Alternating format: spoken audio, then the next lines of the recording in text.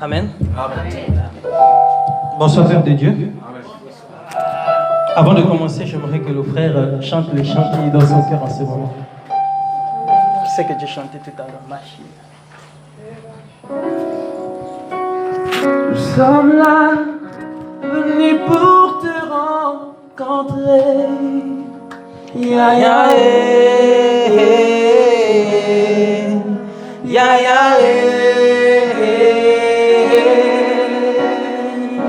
Encore une fois. Nous sommes là, venus pour te rencontrer. Ya ya ya ya Oh, nous sommes là, que cela soit une venus prière. pour te rencontrer. Parce que nous sommes venus pour le rencontrer. Nous ne sommes pas venus pour assister à nous. Nous sommes là, le Dieu nous qui a sommes créé là, le ciel et la terre. venus C'est pour pourquoi te nous allons être dans une rencontrer. d'écouter l'Éternel des armées. Parce que lorsqu'il parle, tout s'éteint. Et cela est écouté, car il est la plus haute autorité. Oh, nous sommes là, venus pour te rencontrer.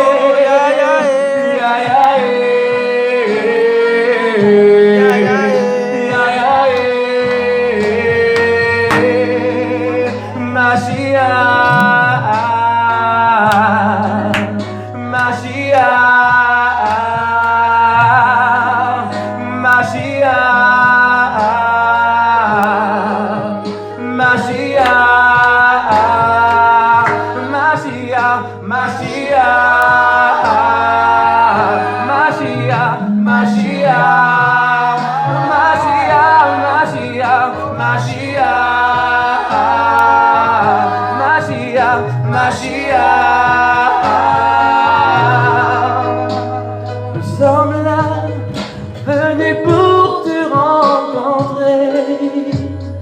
Ya ya ya ya Nous sommes là, venus pour te rencontrer. Ya ya ya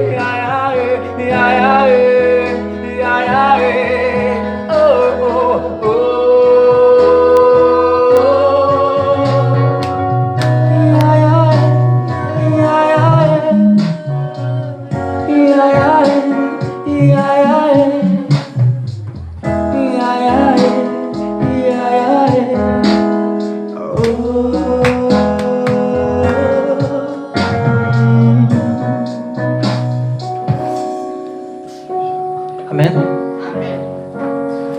Éternel Dieu de gloire, prends le contrôle de ces moments, de ces temps et de cette circonstance, de ce lieu, Père. Seigneur, viens investir ces lieux. Seigneur, que tout ce qui sort de ma bouche, Seigneur, soit filtré par toi. Et que tu prennes le contrôle, Père, afin que les âmes que tu as conduites ici, Seigneur, puissent écouter la parole qui vient de Dieu. Sois béni, éternel Dieu de gloire, que ton nom soit élevé. Au nom de Jésus, que nous avons prié. Amen. Amen. Amen. Vous pouvez vous asseoir. Je vais faire une lecture et je prie à ce que nous soyons attentifs. Amen. Je vais lire dans une histoire dans Exode 10 Du verset 8 au verset 19. Amen. Souvent bien de parler et de lire aussi la Bible. Amen. Parce que c'est sa parole. Verset 8. Exode 10. À partir du verset 8. On fit venir vers Pharaon Moïse et Aaron. Allez, leur dit-il, servez votre Dieu. Qui sont ceux qui iront? Moïse répondit, nous irons avec nos enfants et nos vieillards, avec nos fils et nos filles, avec nos brebis et nos bœufs, car c'est pour nous une fête en l'honneur de l'Éternel. Pharaon leur dit, que l'Éternel soit avec vous, tout comme j'ai été, comme je vais vous laisser aller, vous et vos enfants. Prenez garde, car le malheur est devant vous. Non, non. Allez vous les hommes, et servez l'Éternel, car c'est là ce que vous avez demandé. Et on les chassa de la présence de Pharaon. Amen.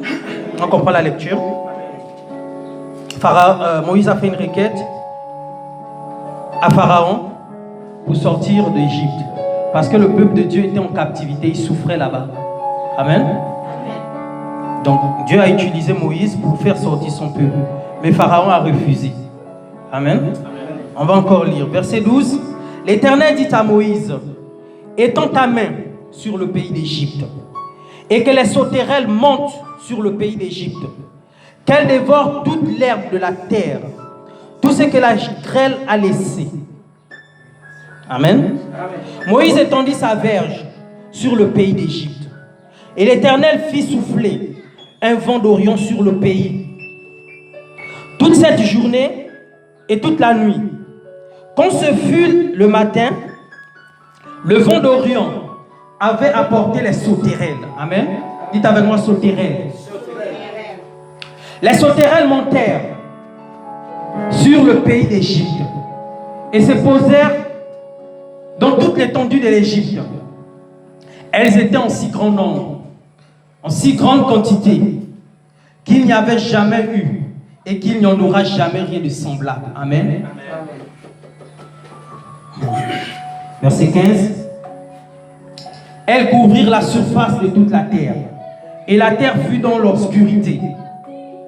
Elles dévoraient tout l'herbe de la terre, et tous les fruits des arbres, tout ce que la grêle avait laissé.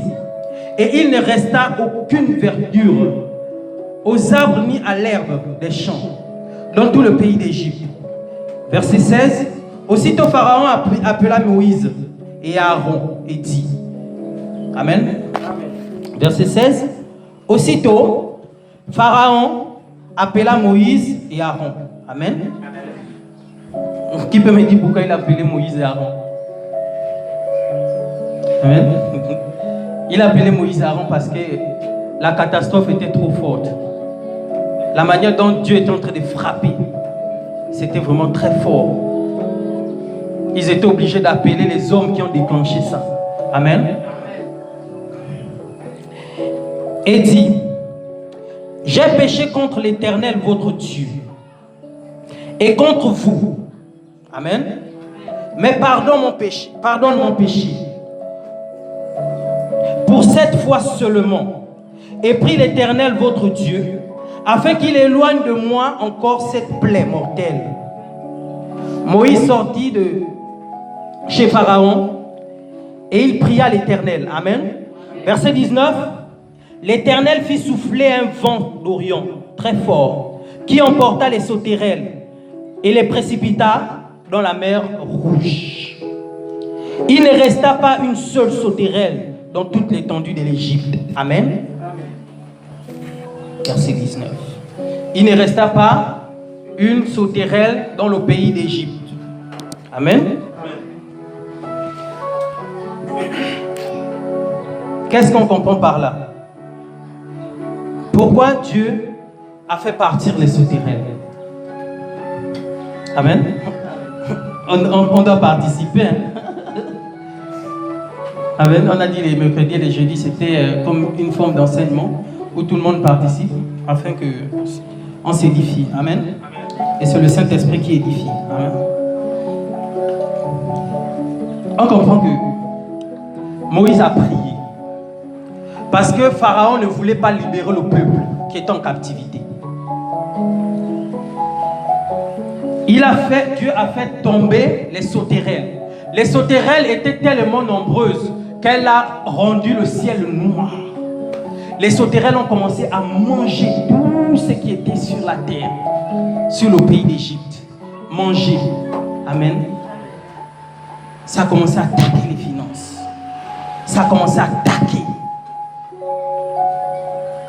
Amen. Mais Pharaon a fait une chose. Malgré son orgueil, il a demandé qu'on appelle Aaron et Moïse pour venir prier pour que Dieu enlève cette plaie. Amen. Donc on comprend par là que si Pharaon n'avait pas demandé pardon, Amen, est-ce que Dieu allait retirer les sauterelles? Est-ce que Dieu allait retirer les sauterelles? Amen. On va lire encore une parole. Maintenant, cette fois-ci, du verset. On continue notre lecture. On va lire du verset 20 au verset 21. Amen. L'Éternel endurcit le cœur de Pharaon. Et Pharaon ne laissa point aller les enfants d'Israël. L'Éternel dit à Moïse, étends ta main vers le ciel, et qu'il y ait des ténèbres sur le pays d'Égypte, et que l'on ne puisse se toucher. Amen. Moïse étendit sa main vers le ciel, et il y eut d'épaisses ténèbres dans tout le pays d'Égypte pendant 3 jours. Pendant 3 jours. Est-ce qu'on suit la lecture? Pharaon a demandé pardon. Mais pourquoi Dieu frappe encore Pharaon? Ça ne vous interpelle pas. Il y a eu les sauterelles. L'économie est en train de tomber. Parce que s'il n'y a pas la nourriture, le blé, tout ça, là, chez nous, il y a l'oseille. Il y a les sauterelles qui mangent souvent l'oseille aussi. Mais nous, on n'a pas suffisamment de sauterelles qui mangent l'oseille, l'arachide. Mais en Égypte, c'était pas le peu des sauterelles. On voit même que, moi j'ai souvent fait des plantations avec maman, aller dépousser, aller s'appeler. Voilà. Donc je vois un peu les maladies que les plantes ont, les ennemis des plantes. Souvent les sauterelles, d'autres insectes. Les pires, ce sont les sauterelles. Parce que les sauterelles mangent beaucoup les feuilles. Et si les feuilles sont mangées, la plante meurt. Amen. Donc Dieu est en train de s'attaquer à la nourriture, à l'économie. Amen. Pharaon a demandé pardon. Dieu a envoyé un vent d'Orient. Le vent a repoussé les sauterelles. Mais après, par la suite, Dieu nous fait comprendre que c'est lui qui a endurci le cœur de Pharaon. Amen. Et après, il y a eu encore un autre événement. Ce sont les ténèbres à la surface de l'Égypte. Des ténèbres tellement... Même à midi, il y avait le noir. Les gens n'arrivaient pas à se voir. Tu es à côté de moi, ne se voit pas. On doit avoir les lampes. Amen. Pourquoi Dieu n'a-t-il pas arrêté d'envoyer d'autres fléaux, malgré le fait que Pharaon a demandé pardon? Amen. On va comprendre une chose. Même dans le verset, ça nous interpelle. Il dit pour cette fois. Pardonne-moi pour cette fois seulement. Amen. On va comprendre que la Bible va nous dire une chose. Que Dieu ne regarde pas comme l'homme regarde. Pendant que Pharaon est en train de demander les pardons là, son cœur ne demandait pas pardon. Son pardon était superficiel. Amen. Ça veut dire qu'il est en train de dire pardon à la bouche. Souvent, c'est un comportement humain. Parfois on demande à Dieu pardon. Seigneur, pardonne-moi. J'ai forniqué, pardonne-moi. J'ai regardé une fille, machin, pardonne-moi. J'ai volé, pardonne-moi. Mais quand tu demandes pardon, tu recommences encore. Dieu n'a même pas besoin de l'acte que tu vas poser. Il sait déjà que tu vas poser l'acte. Parce que dans ton cœur, il n'y a pas quelque chose qui s'est produit. Amen. On va comprendre c'est quoi cette chose. Amen. Cette chose que Pharaon n'a pas fait, c'est ce qu'on appelle la repentance. Amen. Pharaon ne s'est pas repenti. Pharaon a demandé pardon, mais il ne s'est pas repenti. La Bible va dire une chose, que celui qui avoue ses transgressions et les délaisse obtient la miséricorde. Aussi longtemps que tu demandes pardon à Dieu, mais que tu ne délaisses pas, tu n'as pas la miséricorde. Tu auras toujours les fléaux. Amen. C'est pourquoi quand Jésus guérissait souvent, quand il pardonnait les péchés, on va voir le cas avec la femme adultérienne. Quand il pardonne ses péchés, il dit, va, tes péchés te sont pardonnés, mais ne pêche plus. Amen. Donc il ne suffit pas de demander à Dieu, Seigneur, pardonne-moi. Pardonne-moi. Parce que le pardon là parfois n'est pas sincère. La Bible va dire que Dieu sonde le cœur et les reins.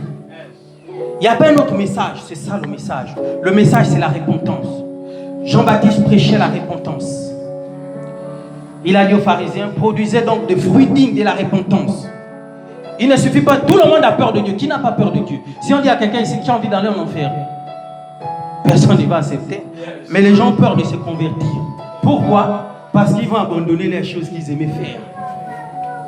Quand je faisais ça, il y avait un petit gars qui me donnait de l'argent. Quand j'étais dans ma mafia, comme les policiers par exemple, j'avais mon argent. Je connais un témoignage d'un policier. Un policier, il faisait les raquettes et il construisait sa grande maison. Mais le jour qu'il a accepté le Seigneur, la maison a frein. Il n'y avait plus les finances pour ça. Amen. L'argent maudit. Beaucoup ont peur de ça. De perdre les privilèges. De perdre. Pharaon avait peur. Il avait peur de se repentir. Il voulait toujours que le peuple d'Israël soit ses esclaves. Amen.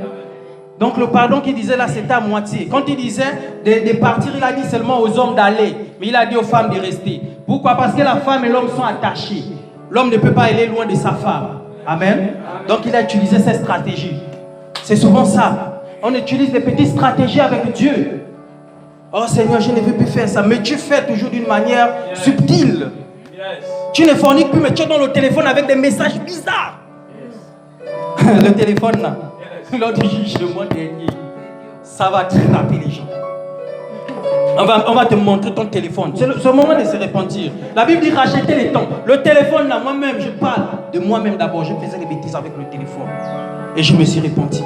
Demandez à ma femme pour abandonner le vin. Il a fallu que je me repente. Quand je suis venu demander pardon à Dieu, c'était un pardon superficiel. Je m'imagine, je demande pardon. Mais Dieu m'avait fait un truc ici à l'estomac, comme un mal d'estomac. Donc pendant que j'ai demandé pardon, c'était un faux pardon. Dieu regarde le cœur, il lit le cœur. Le cœur parle, il n'y a que Dieu qui écoute le cœur. Amen. Dieu savait que c'était faux. Et moi-même, je savais, nous-mêmes, on sait que c'est faux, non? C'est souvent les gens qui fument là. Oh non, aujourd'hui, je ne vais plus fumer. Mais tu m'as le pinceau, je suis en train de fumer encore. Oh, j'arrête l'alcool, après il boit encore. Pourquoi? Parce qu'il ne s'est pas véritablement repenti. La repentance, c'est un acte que nous-mêmes nous devons poser. N'attendons pas que c'est Dieu qui va venir faire cet acte. Nous-mêmes, on dit bien abandonner, abandonner, abandonner. Souvent, c'est un prétexte. Des personnes trouvent les prétextes que non, c'est Dieu qui va tout faire. Ce n'est pas Dieu qui va tout faire. Il y a la part de l'homme et il y a la part de Dieu. Amen. La première doctrine de Jésus, si on peut acclamer le Seigneur, dans Hébreux 6, parce que c'est lui qui inspire ces choses. Amen. Ce n'est pas moi. Dans Hébreux 6, au verset 2, la première doctrine de Christ, c'est l'abandon des œuvres mortes. Quand tu acceptes Jésus, la première chose que tu fais, c'est l'abandon des œuvres mortes. Amen. La repentance, c'est un mot qui a aussi sa traduction en grec. La Bible a été écrite en grec et en hébreu. Amen. En grec, par exemple, la repentance signifie la métanoïa. Métanoïa. J'ai écrit ici là que ça s'écrit métanoïa. Métanoïa. Amen. Dites métanoïa, ça va pas oublier ça. La repentance, c'est la métanoïa. Méta, comment on dit métamorphose? Métamorphose. Ça veut dire changement. Quand on dit méta, c'est changer. Amen. Et la noïa, ça fait référence à la pensée. Amen. Quand tu dis que tu changes, c'est le changement de la pensée. Amen. Quand j'ai fait ma fausse repentance, le cœur n'était pas joint à cela.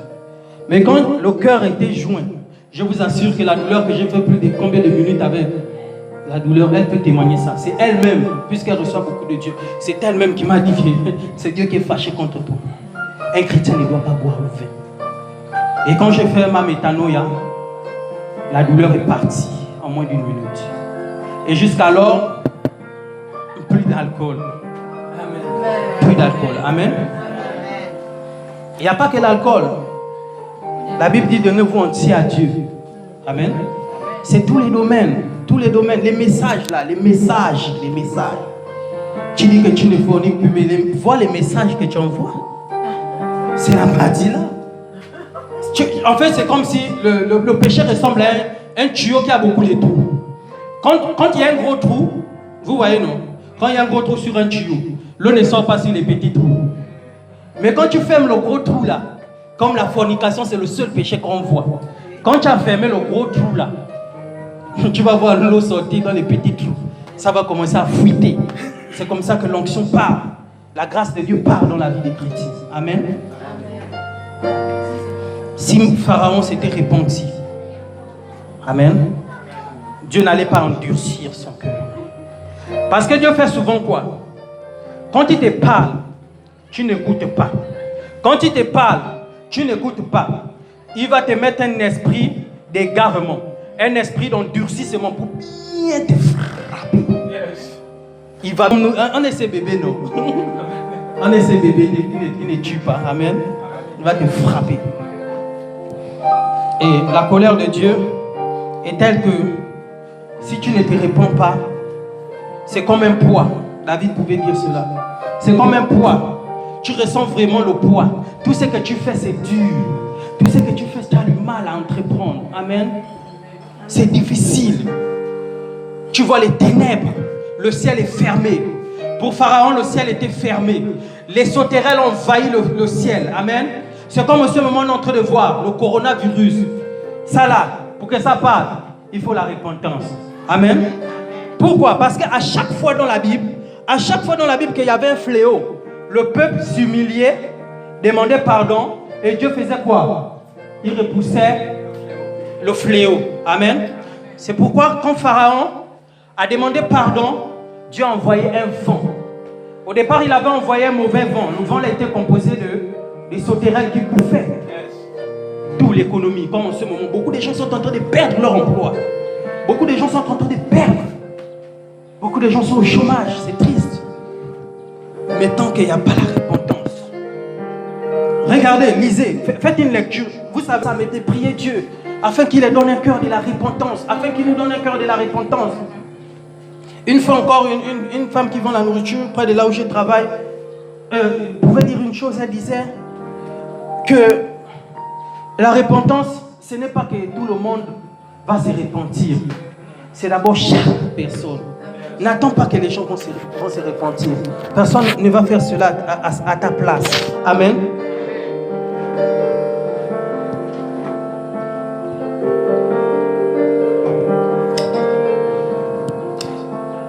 J'ai noté ici. Demander pardon et se repentir, c'est deux choses différentes. Amen.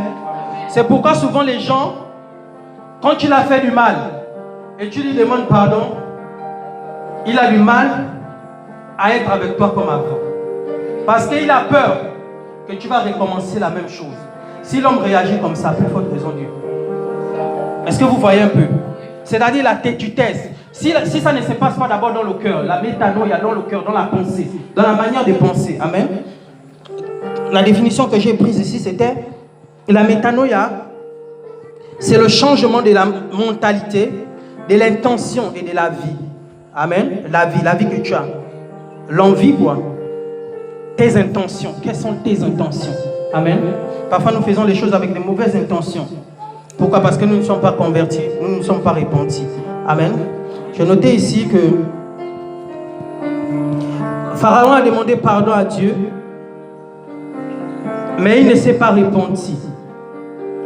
Demander pardon et se repentir, c'est deux choses différentes. La repentance, c'est poser un acte. C'est une décision. Tu dis j'arrête de voler, tu dois poser des actes qui montrent que tu as arrêté de voler. Cela doit être sincère. Amen. Tu ne dois plus voler. Tu as dit je ne vole plus. Même les petites pensées qui t'amenaient à voler. Parce que tu volais peut-être que les gens te voyaient, mais tu vas maintenant faire un truc sous-marin. Comment on dit chrétien sous-marin? Personne ne te voit. Tu voles d'une autre manière. Et tu fais des choses pour... En fait, subtil. La Bible est ingénieux au mal. Tu deviens ingénieur du mal. C'est-à-dire que tu dis, qui va me voir, qui m'entend? Tu fais maintenant les choses pour plaire aux autres. Tu ne fais plus les choses pour plaire à Dieu. Mais est-ce que c'est l'homme qui va te juger? Non. Ou c'est Dieu? Amen. Il y a encore une autre histoire. Comme je disais encore, quand on ne se repent pas, on peut avoir un esprit d'endurcissement ou encore un esprit d'égarement. Tu es déjà perdu. C'est pourquoi la Bible dit même de le considérer plus comme un frère. À tel point que lorsque l'on te parle même, tu résonnes. Il y a beaucoup de gens, on peut avoir des évangélistes qui disent que c'est très difficile de ramener un chrétien qui est déjà parti. Pourquoi? Parce qu'il a déjà un esprit d'égarement. Ça, c'est un prix à payer. Un chrétien qui est retourné dans le monde, c'est le prix à payer. Pourquoi? Parce qu'il a reçu des esprits d'égarement. Il raisonne. Tu lui parles, il connaît la Bible.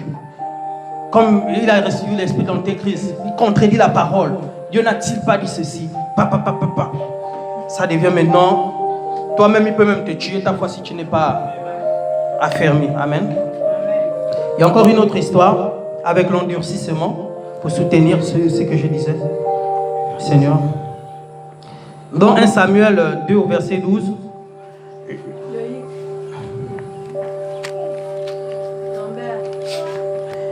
Et les fils d'Élie étaient des hommes pervers. Amen. Ophni et son frère. Ils ne connaissaient pas l'Éternel. Ils n'avaient pas de relation avec Dieu. Amen. Ce qui amenait en eux un esprit, une perversion. Parce que quand tu es dans les choses de Dieu, il faut tout faire pour approfondir ta relation avec Dieu. Sinon, tu vas te transformer en hypocrite, à quelqu'un qui suit les autres pour le plaisir de suivre. Sinon, tu vas devenir pervers. Tu vas envoyer les messages aux sœurs pour dire, tu as apporté quoi? Tu es où? Tu as apporté quoi? Tu as quoi sur toi? Amen. Les fils d'Élie étaient des hommes pervers. Ils ne connaissaient point l'Éternel. 1 Samuel 2, verset 12. 1 Samuel 2, verset 25. Si on peut noter. J'ai pris le 1 Samuel 2, verset 12. C'est une histoire, mais on va un peu la légèrement la survoler pour comprendre pourquoi. Amen. Donc ils étaient des hommes pervers. Ils travaillaient à l'église, mais ils faisaient les mauvaises choses. Tu es dans l'activisme. Tu fais des mauvaises choses. Les gens te voient bien, mais tu fais des mauvaises choses. Mais Dieu aussi fait en sorte que ce que tu fais, ça va sortir. Parce qu'il n'y a rien de caché qui n'est dévoilé. Amen. Sauf si tu te répands. Hein. Dieu peut faire en sorte que tu te répands. Et maintenant, quand tu vas venir parler des choses que tu faisais, ça va donner la force aussi aux autres de ne plus le faire. Mais le péché, ce n'est pas une chose avec laquelle il faut jouer. Amen. Parce que si la mort te trouve en train de blaguer, en train d'être pervers, tu seras frappé. Amen. 1 Samuel 2 au verset 25. Si un homme pêche contre un autre homme, Dieu le jugera. Amen. Si un homme pêche contre un autre homme, ça c'est Élie le sacrificateur qui répond à ses enfants. Il avait dit à ses enfants que j'écoute ce que vous faites, ce n'est pas bon. Arrêtez de sortir, parce qu'ils sortaient avec les femmes qui étaient là, qui venaient prier. Ils faisaient des désordres dans l'église. Ils faisaient des désordres. Le temple, le corps qu'on a là, c'est le temple de Dieu. Quand tu détruis le temple de Dieu, Dieu te détruit aussi. Amen. Ça attire la colère de Dieu. Amen. Et leur père le répond, il dit, 1 Samuel 2, verset 25, si un homme pêche contre un autre homme, Dieu le jugera. Mais s'il pêche contre l'Éternel, qui intercédera pour lui? Qui? Qui va intercéder? Qui? Au moins si je fais du mal à Loïc, Dieu peut intervenir pour toucher le cœur de Loïc afin que Loïc me pardonne. Amen. Dieu peut juger cette histoire. Et puis ça va être comme si rien n'était. Mais quand tu blasphèmes contre Dieu, quand tu attaques Dieu, blasphème contre Dieu, c'est quand tu pêches contre Dieu directement. Quand tu méprises les choses de Dieu, Dieu avertit toujours. Amen. Dieu avertit toujours. Amen. La repentance, c'est vraiment le message. Parce que même si Jésus retarde en ce moment à revenir, c'est à cause de la repentance. Il use de patience afin que tous arrivent à la repentance. La repentance, ce n'est pas seulement quelque chose qui concerne les païens. C'est aussi les chrétiens. Il dit, si tu ne te réponds pas, je viendrai retirer mon chandelier. Un chrétien peut perdre le Saint-Esprit. Amen. Le chandelier, c'est le symbole du Saint-Esprit. L'Esprit qui éclaire ta vie. Et si l'Esprit de Dieu te quitte, tu ne peux même pas savoir que l'Esprit de Dieu t'a quitté. Tu seras mécanique parce que tu es déjà entraîné à faire les choses. Tu es déjà entraîné. Tu vas être dans le mécanisme. Tu fais les choses de Dieu, mais tu n'as plus Dieu en toi. Quand Samson a perdu l'Esprit de Dieu, il ne savait pas que l'Esprit de Dieu l'avait quitté, l'avait ici. Amen. La repentance, c'est le message. Parce que Dieu vient chercher une église sans tache ni ride. On va encore regarder une histoire. 1 Samuel, à partir du verset 1.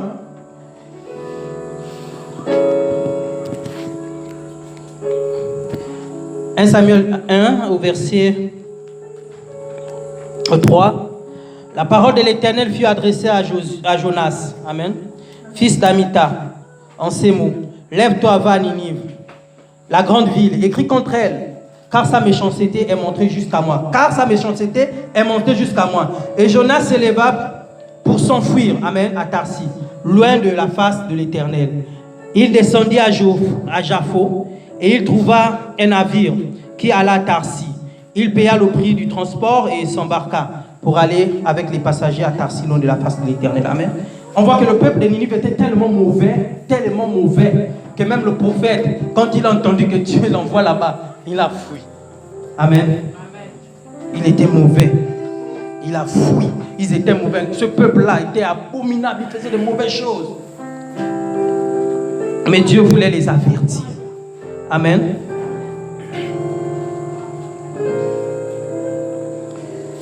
Et quand Jonas va retourner à Ninive, l'histoire est de telle sorte que Jonas a d'abord refusé d'aller. Après, Dieu a mis des circonstances. Il a fait revenir Jonas, c'est sa décision. Et Jonas est retourné à Ninive. Et quand Jonas est parti voir les Ninivites, il a parlé de Dieu. Le roi de Ninive s'est repenti et a demandé aussi au peuple de se repentir. La Bible va même dire que Dieu, le roi de Ninive a demandé jusqu'aux animaux de se repentir, les hommes et les animaux, amen. Parce que la repentance doit produire une tristesse. Ça doit t'amener à t'humilier devant Dieu, amen. Tu dois t'humilier parce que Dieu résiste aux orgueilleux. Dieu fait grâce aux hommes. Jacques 4, 6, il fait grâce aux hommes. Tu es humble. Tu reconnais que oui, ce que je fais là, c'est pas bon. J'arrête. Dans le cœur, dans la métanoïa, dans la pensée. Parce que la Bible dit que tel il est, telles sont les pensées de son cœur. Les pensées de notre cœur manifestent la personne que nous sommes. Tout se passe d'abord dans le cœur avant de se manifester. Donc la repentance doit déjà être dans le cœur, les motivations. Quand on prie même, Dieu regarde d'abord le cœur. Quelle est ta motivation avant de te donner ce que tu lui demandes? Amen. Malgré tous les prophètes, amen. Et on va voir que Dieu a pardonné. Parce que la repentance de tout un peuple, amen, était sincère. Ils ont mis la sonde sur eux. Ils ont demandé sincèrement pardon à Dieu. Et Dieu les a pardonnés. S'il ne demandait pas pardon, Dieu allait frapper ce peuple. Comme il a frappé un autre peuple opposé, Sodome et Gomorrhe. Dieu a envoyé plusieurs prophètes à Sodome et Gomorrhe. Sodome a tué les prophètes. Sodome a continué dans sa perversion. Amen. Et Dieu a frappé Sodome et Gomorrhe. C'est vraiment deux choses opposées. Amen. Pour ramener encore à ce que je disais, que la repentance est quelque chose de personnel.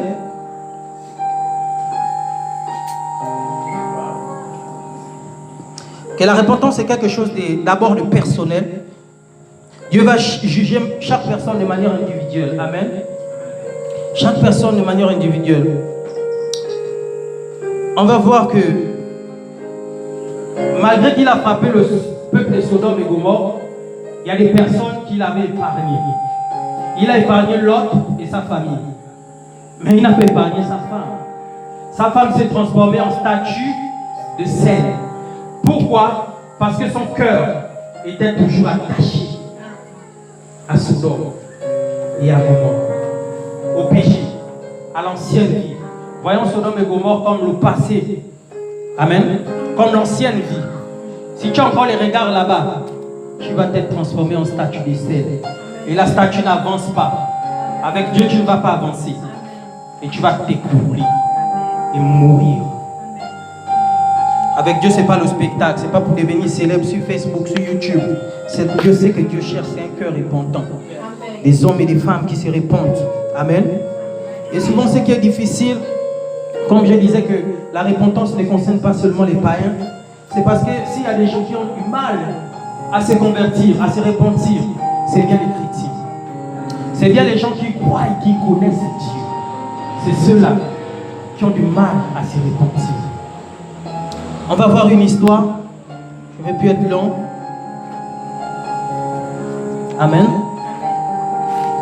L'histoire des Zachée. Quand j'ai entendu parler de l'histoire des Zachée. Ah, c'est mon ami. Il est petit détail aussi. Amen. C'est un petit détail. Donc là, la Bible, c'est les petits détails. Donc il était petit détail. Et il a posé un acte qui a touché le cœur de Dieu. Il a cherché Dieu. Il est monté sur un sycomore pour voir Dieu. Et Dieu a vu son cœur. Et Dieu est parti sur ses yeux. Quand il a écouté la parole de Dieu, amen, comme on écoute actuellement la parole de Dieu, amen. Pour ceux qui veulent l'histoire, ils vont lire Luc 19, du verset 1 au verset 10. Amen, un peu peut-être long.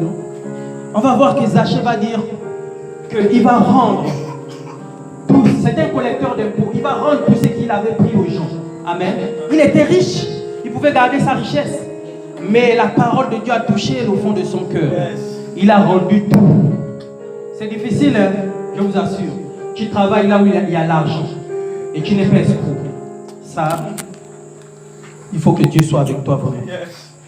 Tu ne vas pas toucher l'argent. Tu ne vas pas toucher l'argent. Hein, Louis? C'est dur. Mais regardez comment il a lâché.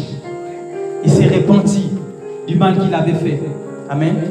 Il a posé les arbres. La repentance, c'est s'accompagner des arbres.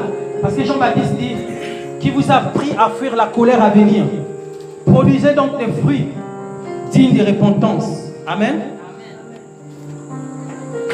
Et à l'opposé encore, parce que Dieu utilise souvent deux exemples. Le bon et le mauvais. Depuis le commencement. Pour nous instruire. Caïn et Abel. Même sur la croix, il y avait deux brigands. Et il est au milieu. Il fallait choisir. Et il y a un seul qui a choisi Dieu, qui a cru en Dieu. Il n'est pas passé même par le baptême. Il a fait sa repentance, il est parti avec Dieu. Deux exemples.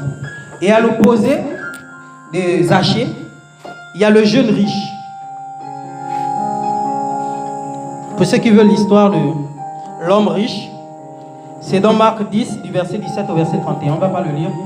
Le temps est déjà là.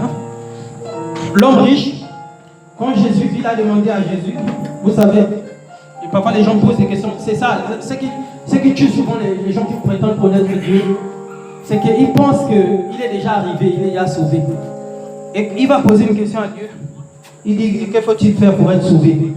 Et Jésus va lui dire que, honore ton père et ta mère, il va lui citer les commandements de Dieu. Maintenant, ton père et ta mère, tu ne commettras point d'adultère. Il a cité tous les commandements. Amen. Qui font référence à l'amour. Et il disait à Dieu qu'il fait déjà tout ça. Amen. Mais Dieu va lui dire une chose, Jésus va lui dire une chose, que vends tout ce que tu as et suis-moi. Amen. Il a refusé. Amen. Est-ce que Zachée n'était pas aussi riche? Il était riche, non? Mais pourquoi un s'est repenti et l'autre ne s'est pas repenti? Sur la croix, les deux qui étaient sur la croix avec Jésus, n'étaient-ils pas des pécheurs aussi? Ils étaient des pécheurs. Mais il y a un qui s'est repenti et l'autre qui a refusé. Amen. C'est d'abord personnel. Tu te répands, tu es sauvé. Amen. La repentance doit être accompagnée des œuvres. Amen. On va lire encore pour terminer. Dernier verset. Proverbe 28, 13.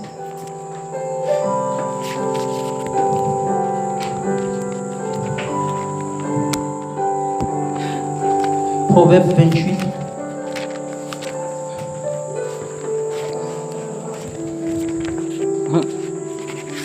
Bien vite ta Bible. Hein?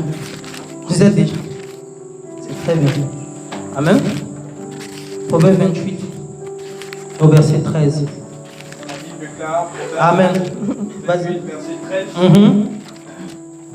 Celui qui cache ses transgressions ne prospère point. Amen. On cache ça où? On cache ça dans le cœur. Merci de m'aider. On cache ça dans le cœur. C'est dans le cœur que se passent toutes les choses. Celui qui cache ses transgressions ne prospère pas. Non seulement physiquement et spirituellement. Tu vas être une statue de sel si tu caches tes transgressions. S'il y a encore un attachement à Sodome et Gomorrhe, à l'Égypte. Amen. Continue, frère. Mais celui qui les avoue. Mais celui qui les avoue, c'est-à-dire celui qui demande pardon, comme Pharaon a demandé pardon, Seigneur, pardonne-moi. Il avoue. Il a reconnu. Ça, c'est reconnaître. Il a reconnu. Celui qui les avoue. Amen. Continue. Et les délaisse. Et les délaisse. Lâcher prise, comme Zachée. Il a pris tout ce qu'il avait volé. Il a laissé. Amen. Il a pris tout ce qui ne lui appartenait pas. Il a lâché prise. Il a rendu. Amen. Continue, frère. Obtient miséricorde. Obtient miséricorde. Obtient miséricorde. Amen. Je ne vais pas dire à celui qui fait des choses qui attristent l'esprit. Vous savez, nos parents là, qu'on n'a pas prêché de Jésus, ils seront sauvés par leur conscience. Amen. Parce que la Bible dit qu'il agit dans l'esprit par la conscience. Amen. Dans notre esprit. Amen. Donc, tous autant que nous sommes, nous avons la conscience. C'est cette lampe-là qui nous indique. Nos parents qui n'ont pas connu Jésus, qui n'ont pas entendu parler de Jésus, la Bible dit qu'ils seront jugés par leur conscience. Amen. Donc, chacun d'entre nous a une conscience. Mais dans la fin des temps, ce sera difficile parce qu'on écoute cette parole. Amen.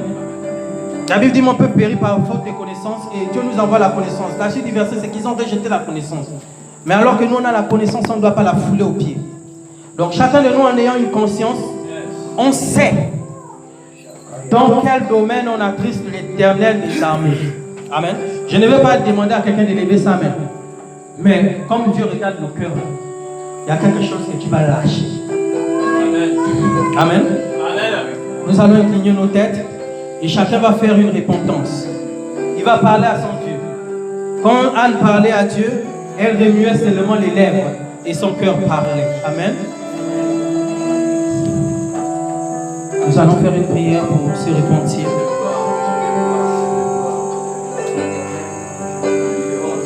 Éternel Dieu de gloire, viens pardonner ton peuple.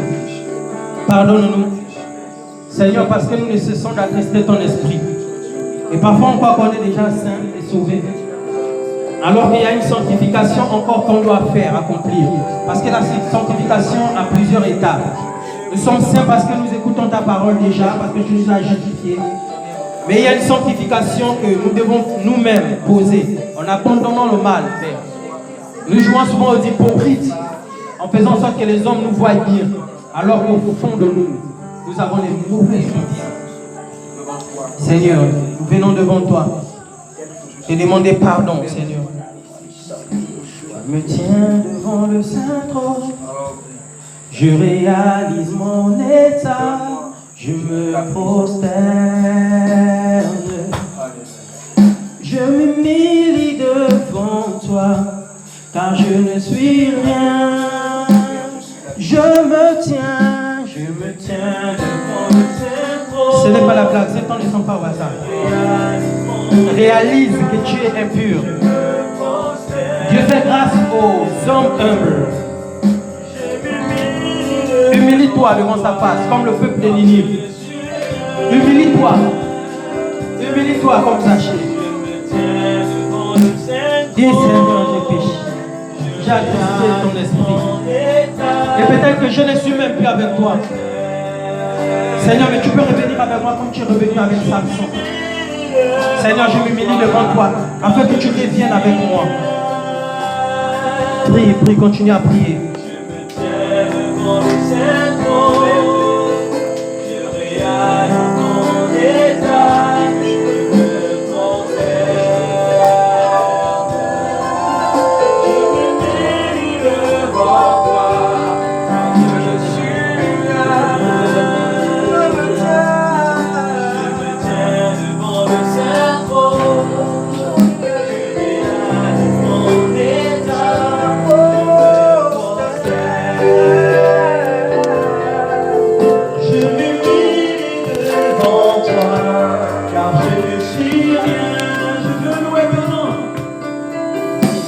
Je veux